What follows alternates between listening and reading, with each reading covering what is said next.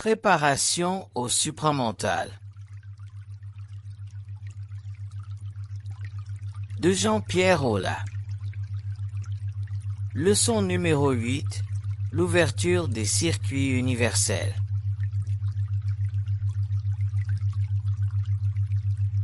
Ceci concerne l'ouverture des circuits universels et la conscience humaine.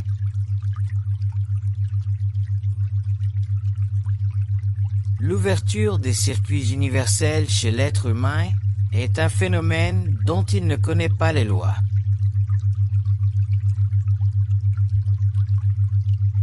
Pour l'être humain, toute communication avec l'invisible devient une raison de croire qu'enfin, il aura une réponse à toutes ces questions et que de l'invisible on lui indiquera de façon permanente la direction que doit prendre sa vie et les conditions sous lesquelles doit se développer cette vie.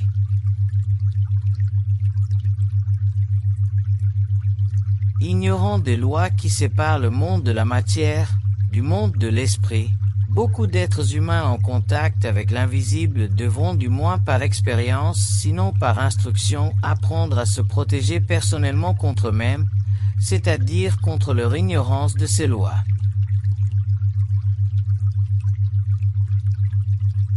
Le but de cette leçon est de vous faire comprendre au-delà de ce qui vous a été déjà indiqué, les raisons fondamentales pour lesquelles tout être humain en contact avec l'invisible ou en contact avec un niveau d'intelligence qui est suprahumain doit d'abord comprendre et saisir profondément que l'objet premier de ces intelligences n'est pas de servir l'être humain, mais de l'amener à un niveau de vibration suffisamment élevé pour pouvoir avec lui, éventuellement entrer en communication créative.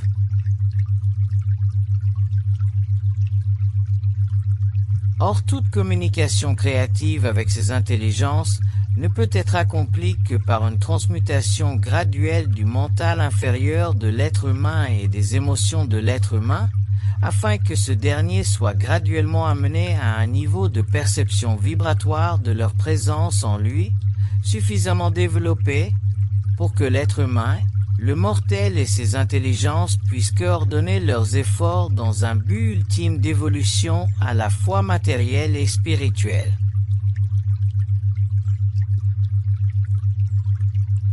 Étant ignorant des lois, des circuits universels concernant l'être humain de cette planète et étant spirituellement optimiste dans la qualité de leurs pensées et dans la nature de leurs émotions,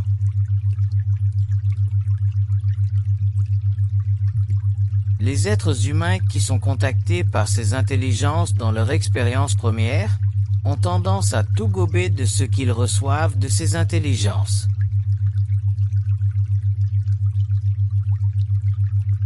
Or, cette réceptivité naïve provient du manque d'expérience que l'être humain possède en relation avec ces intelligences.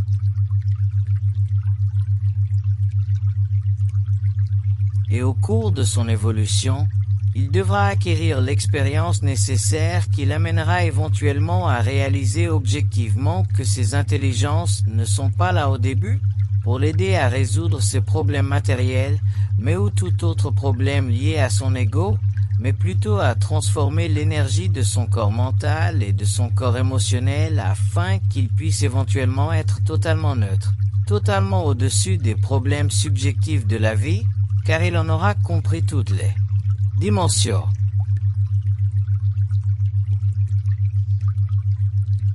Tant que l'être humain n'a pas compris ce principe et qu'il croit pouvoir se baser sur les informations qu'ils veulent bien lui donner, informations qui correspondent très souvent à ses désirs personnels, il est évident que cet être humain éventuellement reconnaîtra son erreur et apprendra à ne pas se fier sur les informations provenant de ses plans vers lui, dans le seul but de renforcer sur le plan matériel des ambitions quelconques de son corps de désir.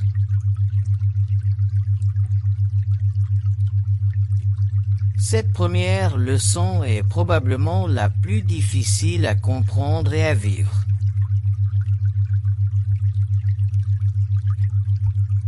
Lorsque l'être humain est en contact mental télépathique avec des intelligences dont il connaît le pouvoir et la sagesse.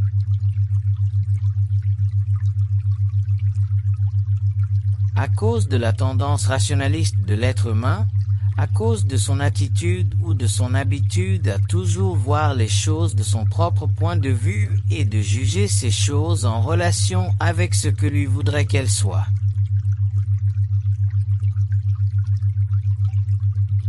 L'être humain se voit dans une position nettement inférieure en relation avec ses intelligences.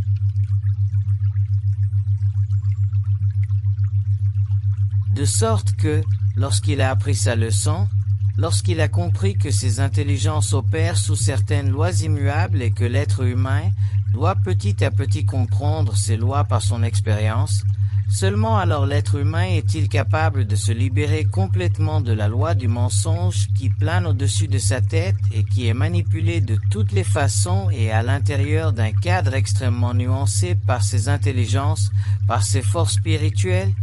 Il y va de soi que si l'être humain aurait pu pendant des siècles avoir une confiance aveugle dans ses contacts avec l'invisible, aujourd'hui il aurait acquis une très grande et très vaste connaissance qui éventuellement l'aurait libéré de la condition humaine qu'il doit vivre aujourd'hui.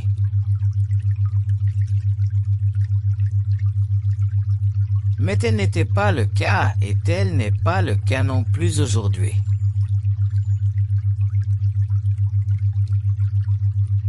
Ce n'est plus un problème de communication que doit faire face l'être humain, c'est un problème de discernement dans la communication.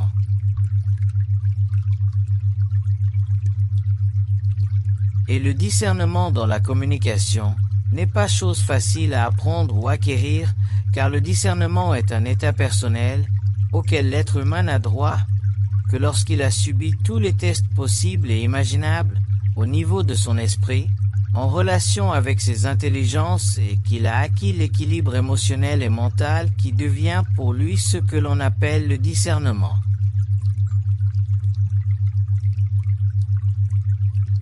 Tant que l'être humain possède en lui une émotion ou une forme d'énergie que l'on peut lier à l'émotion subjective, il est sujet à être trompé et c'est pourquoi les voyants, les médiums, tous les gens qui ont à un niveau ou à un autre contact avec des forces spirituelles ne peuvent jamais opérer sur une base parfaite de perception extrasensorielle.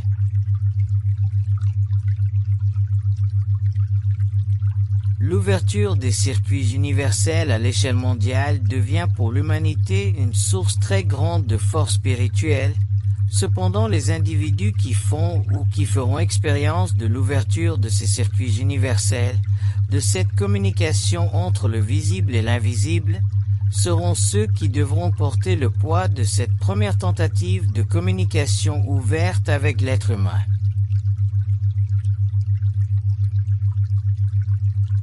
Et c'est pourquoi ces individus doivent être conseillés dans la façon de vivre cette expérience, afin de ne pas assujettir leurs existences psychologiques à une trop grande transaction unilatérale entre leurs esprits et les esprits supérieurs.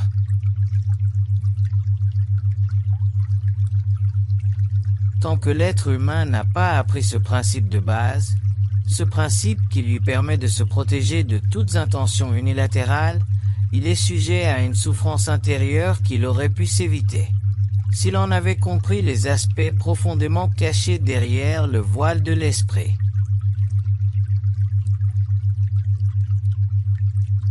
Tant que l'être humain interprète les intentions spirituelles de ses intelligences, soit dans un cadre occulte ou dans un cadre ésotérique ou dans un cadre religieux, il n'y a pas pour lui de problème.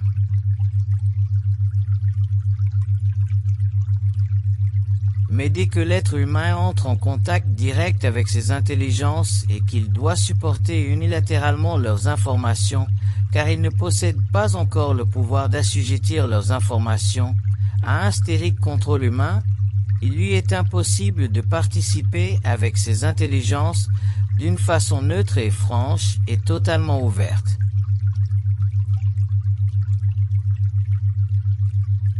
Le poids est sur ses épaules et c'est à lui de dépasser le cap de la naïveté occulte humaine pour en arriver à construire en lui-même un mur suffisamment imperméable pour qu'il ne puisse jamais se laisser prendre dans leur jeu.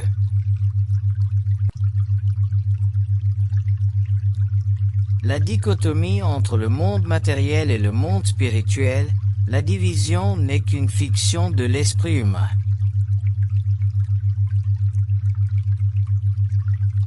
Et lorsque l'être humain entre en contact avec des intelligences qui évoluent dans des mondes supérieurs, il a l'impression qu'il doit vivre ou qu'il vit deux vies, une vie spirituelle et une vie matérielle.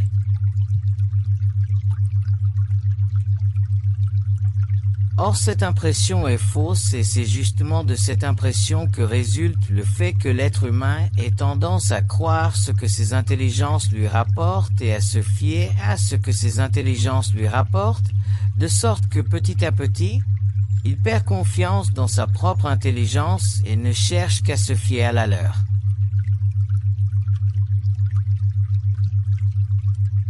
Et c'est ici qu'il fait le faux pas.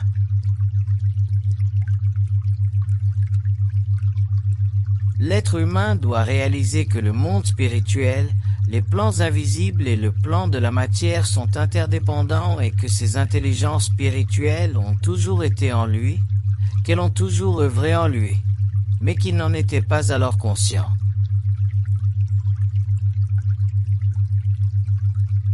Mais lorsqu'il en devient conscient, ce n'est plus une raison pour lui de perdre contrôle de son intelligence et d'assujettir son intelligence à ses intelligences, puisque toute intelligence ne fait partie d'un même courant d'énergie.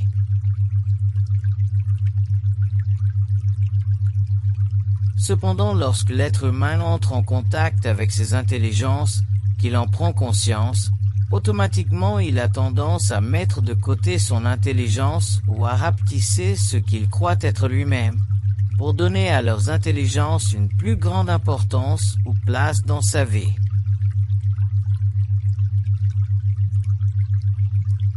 Il ne s'agit pas de se soumettre à qui que ce soit, à quelque intelligence que ce soit dans l'invisible. Il s'agit d'être conscient de ses intelligences, d'être conscient de la nature de la pensée en soi, mais de toujours se servir de sa propre énergie, afin de ne pas assujettir sa vie à des conditions qui dépassent le cadre d'une vie humaine.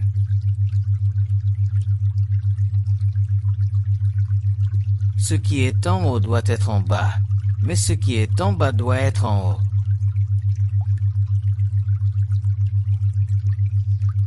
Ceci veut dire qu'il doit y avoir de l'équilibre entre le haut et le bas. Il doit avoir un équilibre entre les intelligences qui éclairent l'être humain et l'intelligence de l'être humain qui reçoit leur message. S'il n'y a pas d'équilibre, c'est le désordre, c'est la souffrance, c'est une perte d'énergie.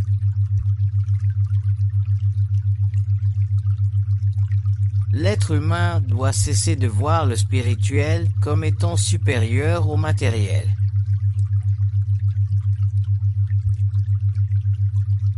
Il doit voir le spirituel comme une dimension de l'évolution dont les lois sont autres que celles du matériel.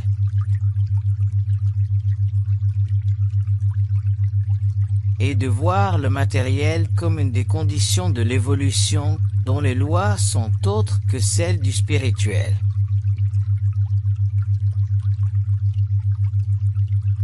Et comme il est sur le matériel, il doit faire le mieux pour l'évolution de ce plan, en se servant, en s'aidant de la lumière qui puisse lui venir des plans spirituels, mais non pas en croyant que les plans spirituels agiront à sa place dans la matière, puisque, s'il est dans la matière, c'est à lui d'opérer dans la matière.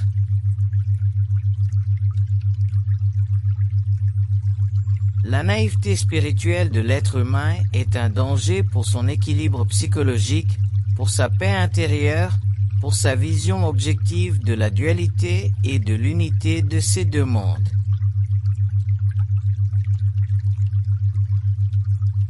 Je n'ai rien contre les plans spirituels, mais je n'aime pas que les plans spirituels, que les intelligences spirituelles deviennent pour l'être humain des béquilles, car je sais trop bien jusqu'à quel point ces béquilles peuvent devenir pour lui permanentes.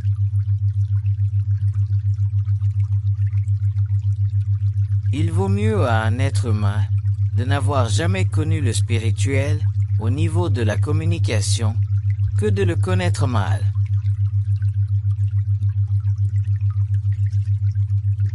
Remarquez bien ces paroles, l'être humain peut être très près de l'esprit, mais il peut être très loin de le comprendre.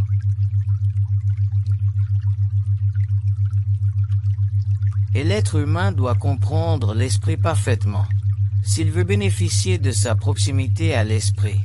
Sinon, il peut souffrir énormément de l'esprit, car l'esprit est l'esprit et l'être humain est être humain.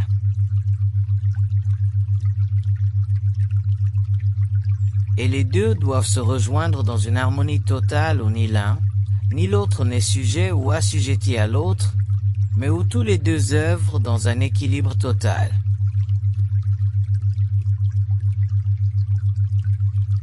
Les temps qui viennent changent, seront différents. Ce que l'être humain saura de l'esprit de l'invisible sera extrêmement important pour son évolution.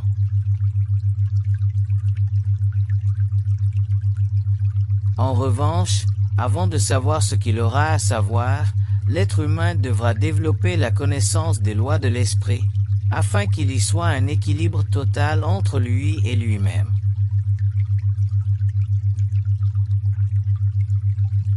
Ceux qui croient que l'esprit est bon, que l'esprit est ci, que l'esprit est ça et que l'esprit veut aider l'être humain, sont sujets à des expériences avec l'esprit, qui lui démontreront que l'esprit évolue dans un cadre de lois universelles et que ces lois ne peuvent pas être abrégées, et c'est à l'être humain de comprendre ces lois par son esprit et par l'intelligence de son esprit, afin que les lois qui structurent les mondes invisibles soient harmonisées à la conscience intelligente de l'être humain, pour que ce dernier enfin bénéficie de la clarté de l'esprit en lui.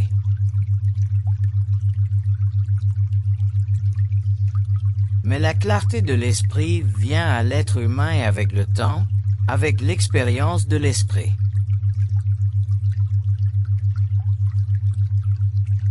L'esprit étant dans l'être humain n'a qu'à se fier à lui-même. Puisque l'esprit est déjà la qui œuvre en lui, il n'a pas à demander à l'esprit s'il devrait faire telle chose ou telle chose.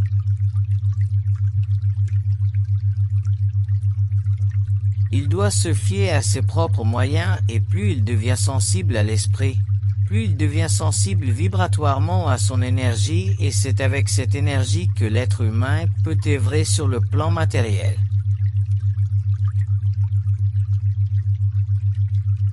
Si l'esprit lui informe telle ou telle chose, l'être humain n'a qu'à attendre et voir si l'information est juste et précise, mais s'il prend cette information pour acquise et qu'il agit sur cette information, il se verra dans l'obligation d'en souffrir à un niveau ou à un autre, une conséquence quelconque.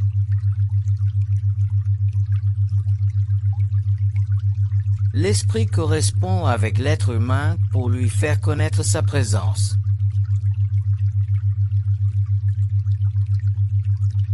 Et lorsque l'être humain a appris les lois de l'esprit, à ce moment-là, l'esprit peut commencer à l'informer sur telle ou telle chose, et l'être humain à ce moment-là sait que l'équilibre entre lui et l'esprit est parfait et que de cet équilibre, il peut se servir de l'information de l'esprit pour faciliter sa compréhension des événements matériels.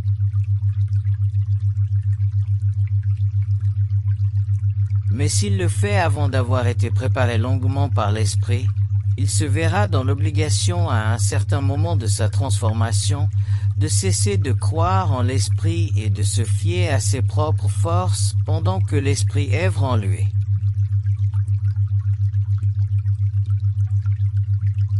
C'est par l'expérience que l'être humain comprendra ces choses, mais ces explications pourront lui servir s'il a des oreilles pour entendre.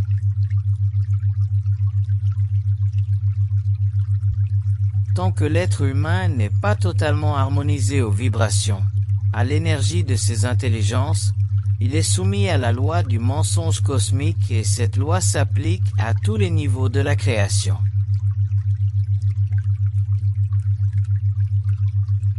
Lorsque l'ego, la personnalité et l'âme sont parfaitement harmonisés, Il est alors loisible à l'esprit de donner à l'être humain de l'information afin de faciliter le passage de la connaissance totale dans le but d'élever la conscience de la civilisation planétaire et de créer au cours d'un cycle futur une dimension nouvelle au cours de l'évolution.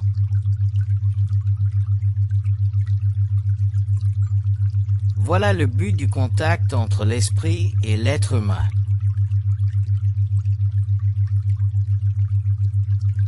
Tant que vous chercherez un bénéfice personnel, un bénéfice égoïque, l'esprit pourra vous soumettre à la loi du mensonge cosmique afin de vous faire comprendre une fois pour toutes que la réalité est antérieure à la vérité.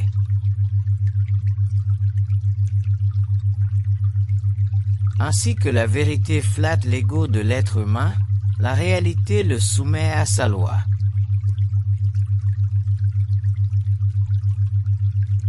Voilà pourquoi l'harmonie, l'unité avec l'esprit est une œuvre que seul l'esprit peut accomplir dans l'être humain malgré les désirs spirituels de l'être humain.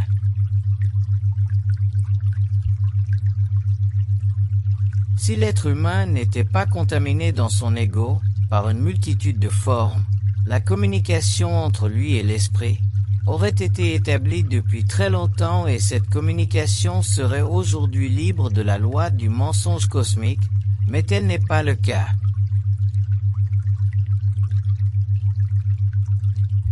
Et pour cette raison, l'être humain doit être décontaminé, déconditionné des formes qui l'assujettissent avant d'être totalement libre dans l'esprit et d'avoir avec ce dernier des rapports égaux.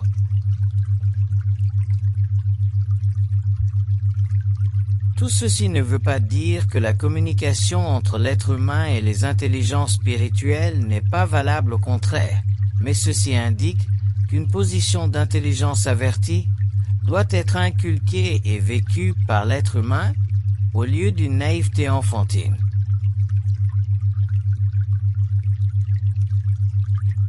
Puisque les lois sont telles, il ne reste qu'à l'être humain de les comprendre et de les vivre telles qu'elles sont.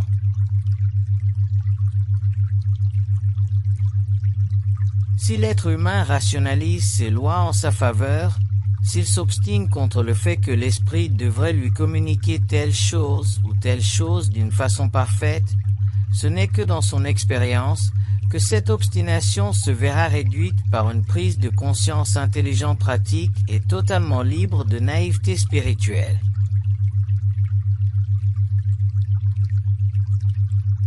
Puisque les plans supérieurs précédant les plans inférieurs dans le temps et dans leur perfection, il est naturel que les plans inférieurs s'harmonisent aux lois des plans supérieurs s'ils veulent bénéficier des forces qui émanent de ces derniers. La moindre incompréhension ou la moindre ignorance des lois des mondes supérieurs peut être néfaste à l'expérience mortelle dans le monde de la matière.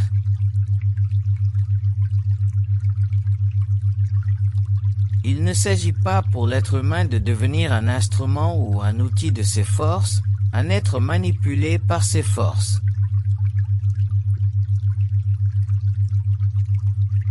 Il s'agit que l'être humain se tienne sur ses deux pieds, absorbe l'énergie de ses forces et s'en serve pour son bien évolutif.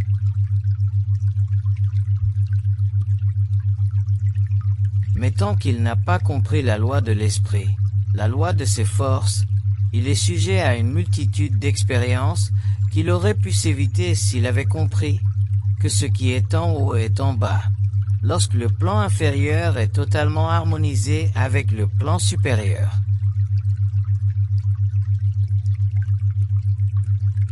Pendant cette période de transformation, de transition, l'être humain doit être sur ses gardes et ne pas prendre au sérieux ce qu'on veut bien lui communiquer.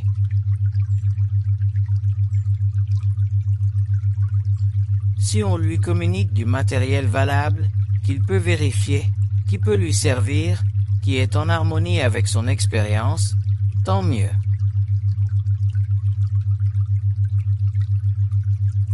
En revanche, si on lui communique du matériel qui rend plus difficile son expérience, à ce moment-là, Il doit en apprendre la leçon et ne pas prendre au sérieux ses communications, jusqu'au jour où de telles communications deviendront pour lui une extension de son intelligence dans le temps et dans l'espace.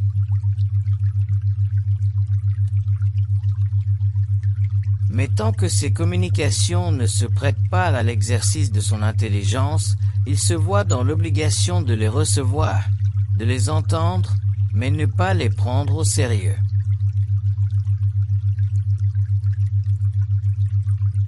Imaginez-vous un robinet qui n'a pas servi depuis longtemps. Si vous l'ouvrez pour la première fois, les premières eaux qui passeront par ce robinet seront oxydées, seront rouillées. Avec le temps, l'eau claire saura passer par le robinet et vous servir de breuvage.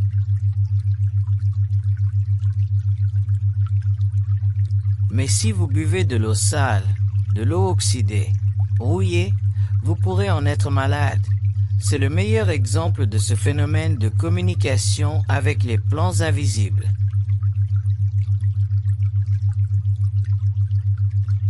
Les premières communications doivent être vues et observées avec intelligence et non vécues les yeux fermés à cause d'une trop grande naïveté spirituelle.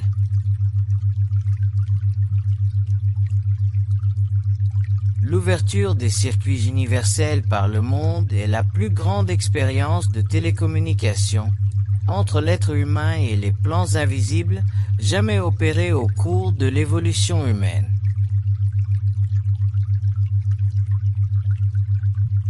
Ce phénomène est tellement vaste que seuls les grands adeptes en connaissent la dimension.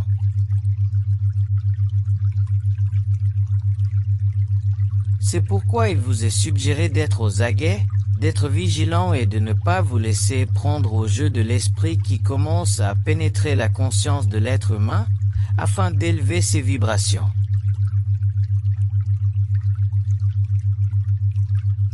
Le cerveau de l'être humain opère comme une radio et les ondes qui pénètrent cette radio viennent de toutes parts dans le cosmos.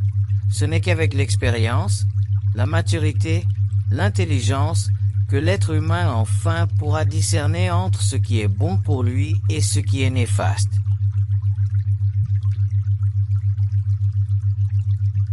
Lorsque la grande préparation aura été achevée, l'être humain pourra avec grande facilité et en toute confiance communiquer avec les plans supérieurs de l'évolution, tout en lui sera harmonisé, son mental, son émotif, son corps de vie et son corps matériel.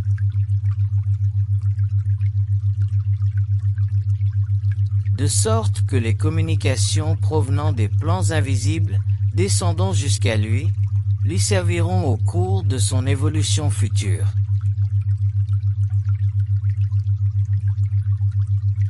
Mais tant que l'être humain est en progression, tant qu'il est en transition vers ce cycle nouveau, il doit être sur ses gardes et ne pas se laisser se manipuler.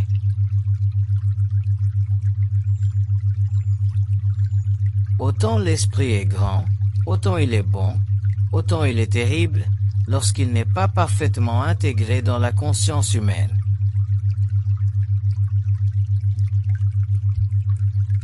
Plus l'être humain est en relation avec la perfection, plus il est sujet à souffrir de cette perfection.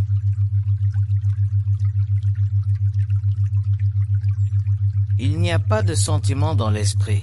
La loi de l'esprit est une loi universelle et elle doit s'appliquer d'une façon parfaite.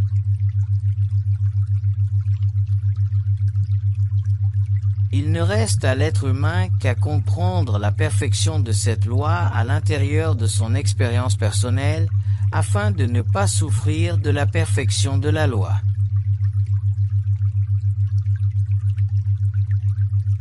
C'est pour cette raison que je vous dis très souvent de ne pas croire, d'écouter mais de ne pas croire.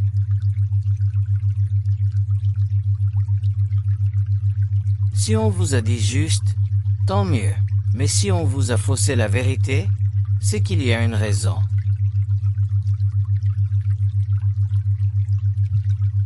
C'est qu'il y a un travail qui doit être fait en vous, afin que vous puissiez avec le temps être parfaitement en harmonie, parfaitement en équilibre avec les forces intérieures.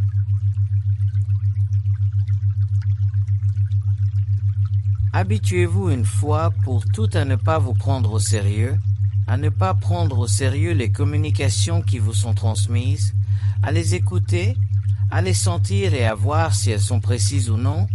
Suivant leur précision, vous saurez si l'esprit en vous est disposé à bien vous informer ou à mal vous informer.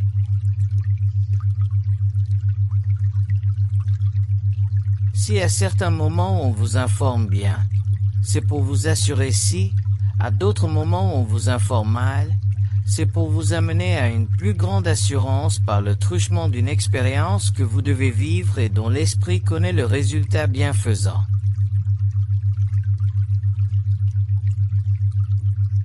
Vous avez vécu toute une vie sans contact avec l'esprit. Vous pouvez vivre une autre partie de votre vie en contact avec l'esprit. Mais cette deuxième partie ne doit pas être soumise au jeu de l'esprit, puisqu'il est en votre avantage dans cette nouvelle vie d'être plus libre, plus heureux et plus serein.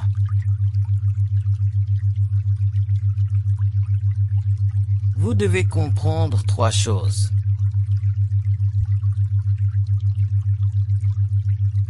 Ne jamais croire ce que l'on vous dit intérieurement.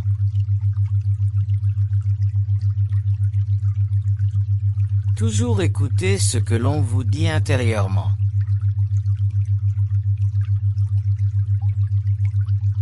Voir si ce que l'on vous a dit intérieurement correspond à votre réalité.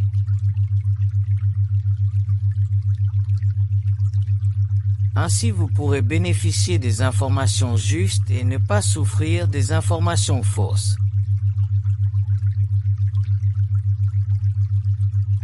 Si l'esprit veut que vous sachiez quelque chose, sachez que il vous le laissera connaître.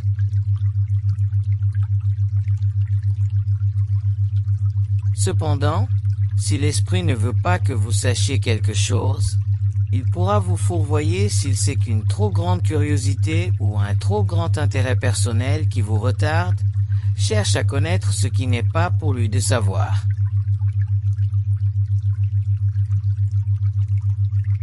L'indépendance psychologique vis-à-vis de l'esprit est essentielle.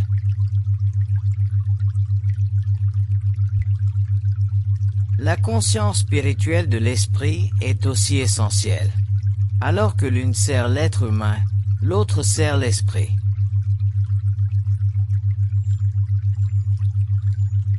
Ne soyez pas dupe de l'esprit.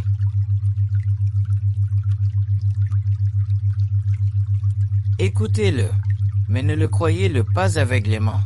Sans cela, vous serez toujours des bouffons devant vous-même et des pions de l'esprit, et là n'est pas la liberté psychologique, spirituelle ou cosmique.